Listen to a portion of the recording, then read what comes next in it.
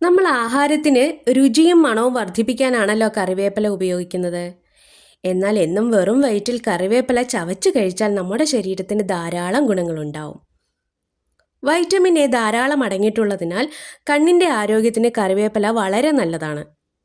മലബന്ധം പോലുള്ള പ്രശ്നങ്ങൾക്ക് ഒരു പരിഹാരമാണ് കറിവേപ്പില. കാരണം ഇതിൽ ധാരാളം നാരുകൾ അടങ്ങിയിട്ടുണ്ട്. നല്ലൊരു ആൻറ്റി ഓക്സിഡൻ്റ് കൂടിയാണ്.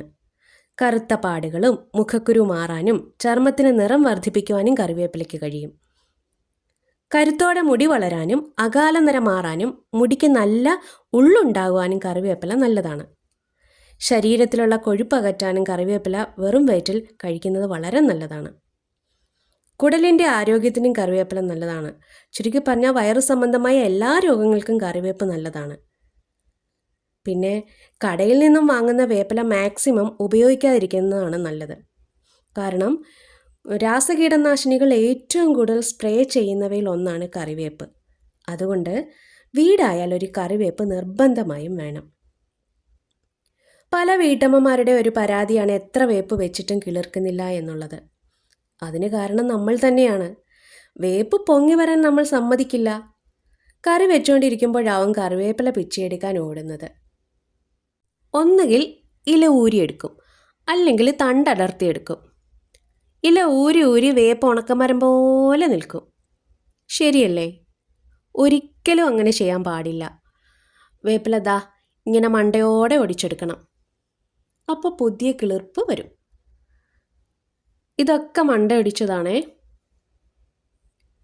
വേപ്പില ചോദിച്ചു വരുന്നവർക്കൊക്കെ ഞങ്ങൾ മണ്ട ഒടിച്ചു കൊടുക്കാറാണ് പതിവ്. പിന്നെ ഈ തൈകളെല്ലാം ഒരു വേപ്പിൻ്റെ വേരിൽ നിന്നും പൊട്ടിക്കിളിർത്തതാണ്. ഒരു കുഞ്ഞു വേപ്പിൻ തോട്ടം. ധാരാളം തൈകളുണ്ടായിരുന്നു. ഈ വേപ്പിൻ തൈ ചോദിച്ചു വരുന്നവർക്കൊക്കെ ഞങ്ങൾ കുറച്ച് തൈകൾ കൊടുത്തു. ഇനി തൈകൾ കൊണ്ട് വെച്ചാൽ മാത്രം പോരാ, അത് വേണ്ട വിധം പരിപാലിക്കുകയും വേണം. മുരടിപ്പ് വരികയാണെങ്കിൽ തലേ ദിവസത്തെ കഞ്ഞിവെള്ളം പുളിപ്പിച്ചത് മാസത്തിൽ ഒരു തവണ സ്പ്രേ ചെയ്ത് കൊടുക്കും. പിന്നെ ശലഭപ്പുഴുക്കളുടെ ശല്യം ഉണ്ടാവും,